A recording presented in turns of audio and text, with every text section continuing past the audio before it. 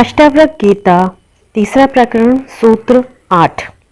जो इहलोक और परलोक के भोग से विरक्त है और जो नित्य और अनित्य का विवेक रखता है और मोक्ष को चाहने वाला है, वह भी मोक्ष के भय करता है। यही आश्चर्य है। संसारी द्वंद्व में जीता है।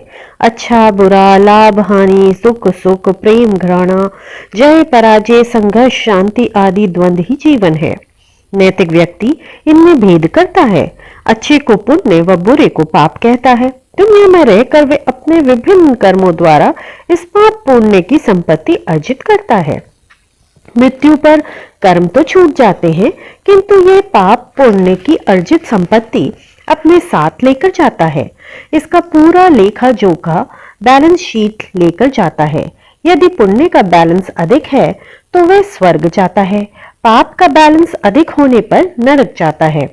जब वहां वह इन्हें भोग लेता है तो बैलेंस समाप्त होने पर वह पुनः संसार में लौटता है। कोई भी कर्म हो, उसका फल अवश्य होता है। अतः कर्म मुक्ति का साधन नहीं बन सकता। जो स्वर्ग की कामना से कर्म करते हैं, वे भी भोग की ही कामना कर रहे हैं कि वहां इस संसार से भी ज्यादा अच्छा भोग होगा। किंतु मुक्ति की इच्छा रखने वाला इन दोनों प्रकार के भोगों से विरक्त होता है। वे द्वंद्व से पार हो जाता है। उसमें यह विवेक आ जाता है कि संसार के भोग यदि अनित्य हैं, तो स्वर्ग के भोग भी अनित्य हैं। वे भी क्षीण होंगे। इसलिए वे नित्य शाश्वत परमानंद मुक्ति की ही चाह करता है। ऐसा विवेक आत्मज्ञान की स्थिति में ही पैदा होता है।